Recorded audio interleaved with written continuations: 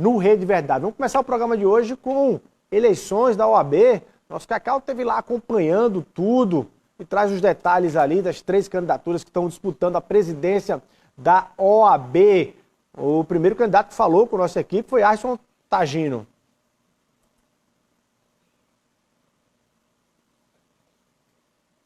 A campanha foi muito rica de eventos, de afetos, de contatos com colegas advogadas e advogados, o que significa uma campanha muito democrática, muito intensa. Hoje é o dia da democracia, o dia de luta. Os advogadas e advogados da Paraíba escolherão toda a direção da ordem, que Deus os ilumine na escolha e nós estamos confiantes de que possamos ter o resultado favorável, o apreço de todas e todos. Na festa da democracia somos Chapa 11. Se nós pudermos chegar à presidência da OAB, nós vamos dar sequência às conquistas tidas na gestão do presidente Paulo Maia, aprofundando e indo adiante.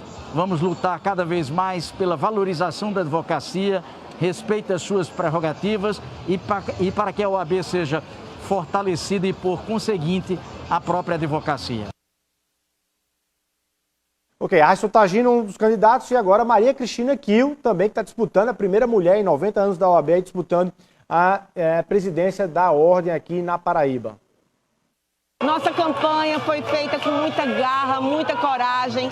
Não é fácil desafiar um sistema estabelecido há 90 anos na OAB Seccional Paraíba, mas nós estamos com muita fé nessa vontade da advocacia de ter uma mudança. A expectativa é a melhor possível. Eu estou com muita esperança que verdadeiramente hoje seja escrito um novo capítulo na história da OAB Seccional Paraíba. Não admitiremos discriminação, nem assédio e, principalmente, lutaremos de forma altiva para que a OAB assuma o protagonismo na luta pelo que necessariamente precisa ser enfrentado para que nós, advogados e advogadas da Paraíba, possamos ter uma maior empregabilidade e possamos vencer aqui no nosso dia a dia com a nossa profissão.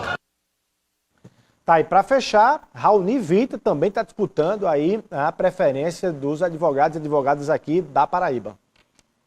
Uma campanha muito bonita, junto da advocacia militante, conversando olho no olho, um papo reto com a advocacia e trazendo os problemas da advocacia para o centro das discussões. Expectativa muito positiva, fizemos uma campanha linda, limpa e propositiva, construindo um futuro para a advocacia. Diferentemente das outras chapas que apresentaram mais do mesmo, a gente apresentou ideias, projetos que vão revolucionar o dia a dia da prática advocatícia, com o Centro de Inovação da OAB, fazendo cabines de estudo para a advocacia. Nós somos a única chapa que tem uma co-presidente do Sertão. Então pensamos a advocacia do litoral ao sertão para revolucionar o seu futuro. Nossa primeira medida vai ser criar uma comissão de relações institucionais, porque a gente não pode mais conviver com a OAB alheia aos outros poderes. A OAB ela precisa dialogar com o poder executivo, com o poder legislativo, para construir os grandes projetos que a advocacia e a sociedade precisam. Como foi sua campanha, candidato?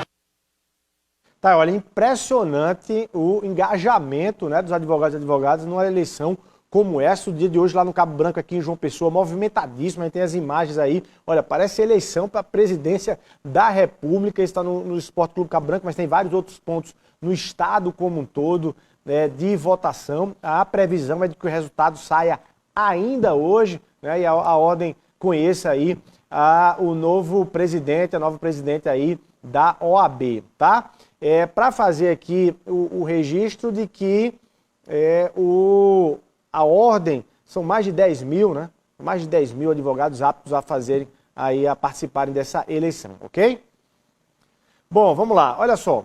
Em João Pessoa, quem está conduzindo a prefeitura de João Pessoa é o vice-prefeito Léo Bezerra, que está no exercício do cargo. Em Campina Grande, quem está conduzindo a prefeitura é o vice-prefeito Lucas Ribeiro, que está na interinidade do cargo. E hoje, em Cabedelo, mais um vice-prefeito assume aí a interinidade. Eu estou falando de Mercinho Lucena, vice-prefeito de Cabedelo, que hoje assume interinamente a prefeitura de Cabedelo. O prefeito Vitor Hugo está se afastando da prefeitura por alguns dias para fazer ali uma viagem de natureza pessoal. E o vice-prefeito Emerson Lucena assume a interinidade aí e fica até o dia 23 conduzindo os destinos de Cabedelo, ok? Por falar em prefeituras, nossa entrevista hoje é com alguém que está sempre acompanhando as gestões municipais públicas. Eu estou falando de Bradson Camelo, ele que é o novo e atual Procurador-Geral do Ministério Público de Contas do Tribunal de Contas do Estado da Paraíba, que nos honra com sua presença aqui. Doutor Bradson, muito boa tarde. Seja muito bem-vindo aqui ao Rede Verdade. Boa tarde, Luiz Torres. É um prazer estar aqui com vocês, diante de toda essa audiência. O que eu puder ajudar aqui vai ser um prazer. Bom, vamos começar sobre... hoje, a imprensa toda trouxe a informação de uma operação grande do Ministério Público Federal, conduzido pelo Ministério Público Federal, ali envolvendo algumas prefeituras em relação a supostos desvios de recursos em construções e construtoras aqui na Paraíba. Não especificamente em relação a essa, mas... qual é o papel, qual é a atribuição, qual é a finalidade e a ajuda que o Ministério Público de Contas, junto ao TCE, tem para contribuir com operações como essa, com investigações como essa, não só do MPF, mas da Polícia Federal e também do Ministério Público Estadual? Excelente pergunta. Geralmente o Ministério Público de Contas, a atuação é restrita ao Tribunal de Contas. Mas como no Tribunal de Contas nós lidamos com uma grande quantidade de informações, nós costumamos trabalhar, assim como o Tribunal de Contas, trabalhar em rede, com foco, e aí temos um contato muito próximo com o Ministério Público Federal, o Ministério Público Estadual, o Ministério Público do Trabalho, CGU, TCU, e muitas vezes, em várias operações, mesmo com recursos federais, dados são usados que pertencem ou que foram oriundos do Tribunal de Contas. Então, sejam os auditores, sejam os conselheiros, ou seja o Ministério Público, nós trabalhamos de modo muito próximo com os outros órgãos de controle para passar essas informações, porque a nossa atuação é administrativa no Tribunal de Contas. Então, mesmo que a gente faça uma representação, aí que o conselheiro julgue procedente, isso pode gerar multa, pode gerar imputação, mas a responsabilidade penal, quem faz esse controle é o Ministério Público Estadual, o Ministério Público Federal, junto com suas polícias. Mas muitas vezes os primeiros dados sobre algo começam como fonte lá numa apuração do Ministério Público, do TCE e da própria auditoria do TCE. Exatamente. Então esse trabalho em conjunto é muito importante, porque é como se fossem dois braços ou duas áreas de atuação, uma administrativa e a outra penal ou de improbidade administrativa judicial. Então, nós temos muitas informações, e as informações cada vez mais nos dias de hoje são importantes. Então, os processos, em regra, começam lá no Tribunal de Contas, para análise das contas. Por exemplo, em vários casos acontece de se identificar erros na licitação, erros nos contratos, na execução, e aí esses dados, onde são encontrados supostos irregularidades ou desvios de conduta, tem as duas punições ou os dois processos correndo ao mesmo tempo. Um no Tribunal de Contas, de natureza administrativa, e a outra na via judicial, conduzida pelo Ministério Público Estadual ou Federal. Bom, na operação de hoje, conduzida aí pelo Ministério Público Federal, o foco era ali um desvio de recursos com base em obras hídricas, né, na Paraíba, a construção de alguns açudes e tudo. E eu lhe pergunto, pela experiência que você tem lá no Ministério Público de Contas, do Tribunal de Contas, quais são os gargalos hoje que mais chamam a atenção ou que, enfim, gestores públicos mal intencionados encontram hoje como janela mais fácil ali do desvio de recursos? Em regra, existe um padrão mais visível de corrupção e os piores contratos para se aferir isso, Luiz, são aqueles contratos que dizem respeito a serviços. Nesse caso específico, como foi construção, é fácil ou mais fácil identificar os excessos de gastos, porque os auditores que são engenheiros, eles conseguem aferir o custo da obra, conseguem aferir os níveis de construção da obra, e é mais factível apontar onde houve desvio. Porque é produto e é concreto. Exatamente.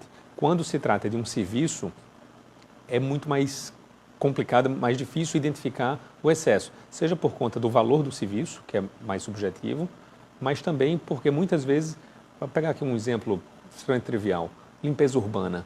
Como é que você vai garantir que uma empresa limpa semanalmente as ruas ou limpa diariamente? É muito difícil. Se a auditoria for um dia depois da limpeza, não vai conseguir saber se foi semanal ou se foi diária.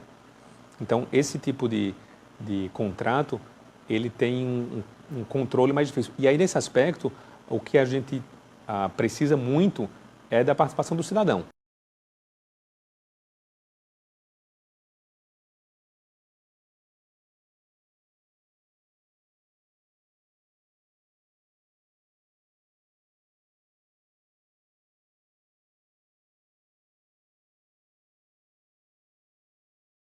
Para esse desvio. Importante isso. Bom, mas a gente tem acompanhado, você falou em participação, a gente tem acompanhado a participação, inclusive, com o próprio Ministério Público de Contas, no Brasil como um todo, inclusive, junto com os outros ministérios públicos, na luta, enfim, contra algumas leis ou alguns instrumentos legais que me parece que estavam ali tentando barrar, diminuir, atenuar ou restringir a atuação do trabalho de apuração de todos vocês. Aí eu vou citar desde a lei do abuso de autoridade, passando aí pela lei que atenuou os efeitos da lei de improbidade administrativa, essa mais recente, a PEC número 5, que modificava o Conselho Nacional do Ministério Público. Vocês entraram nesse debate. Que leitura você tem em relação a tudo isso que está acontecendo hoje no Brasil? Existe de fato aí uma contra-reação contra o trabalho e a atuação de vocês?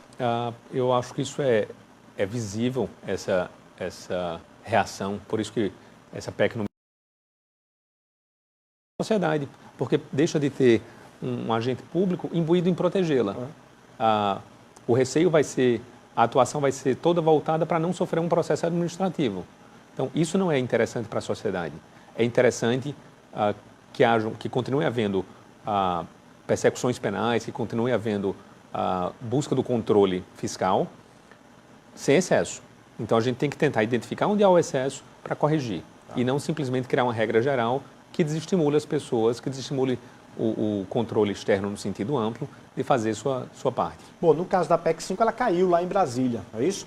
E já que a gente está falando aqui em Brasília, vamos para Napoleão de Castro, que está lá na capital federal, sempre acompanhando para a gente as notícias desta quinta-feira. Napoleão, querido, muito boa tarde. O que é que você traz hoje aí para a gente? Um abraço, Luiz. Muito boa tarde a você. Cumprimentos ao nosso telespectador. Quinta-feira, a gente volta aqui do Senado da República com acompanhamento da equipe Arapuã nos principais temas na capital brasileira. Câmara Federal, que aprovou ontem à noite no plenário Ulisses Guimarães um projeto que estabelece novas regras na cobrança de impostos para microempreendedores individuais na área de transporte de cargas e de passageiros no país, principalmente para caminhoneiros que trabalham com o sistema de MEI. Tiveram um projeto aprovado ontem na Câmara e é de forma terminativa, a matéria já vem direto para o Senado. O projeto do deputado do nosso estado, Efraim Filho, líder dos democratas, hoje União Brasil, que busca a desoneração da folha de pagamentos de 17 setores vitais da economia.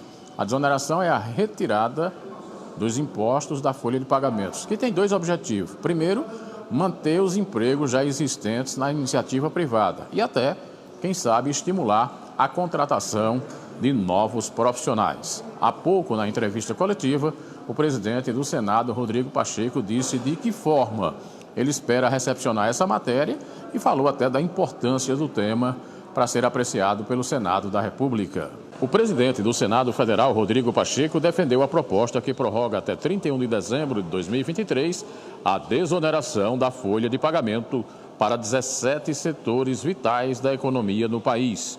Segundo o presidente, o Senado vai buscar adiantar, na medida do possível, a proposta assim que ela chegue para o debate no plenário da Casa.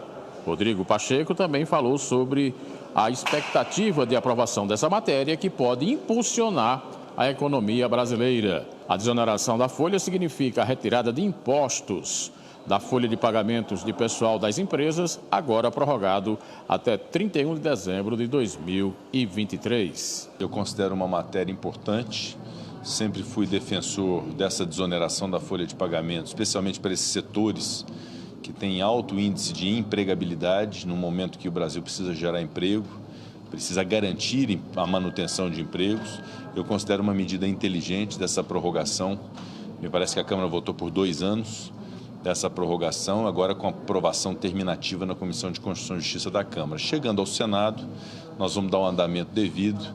Seria até natural se submeter a uma das comissões, ou a Comissão de Assuntos Econômicos, a própria Comissão de Constituição e Justiça, mas acredito que há um ambiente, há uma possibilidade, pelo ato da Comissão Diretora, de se encaminhar diretamente ao plenário do Senado Federal.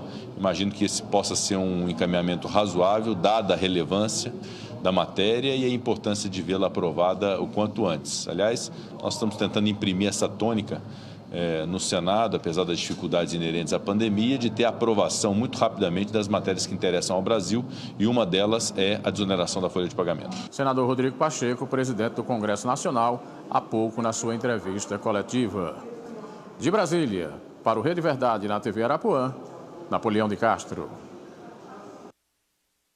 Obrigado, Napoleão. Olha, um minutinho só, no intervalo, a gente volta conversando aqui com o Dr. Bradson Camelo, ele que é o Procurador-Geral do Ministério de Contas aqui na Paraíba. Rapidinho a gente está de volta.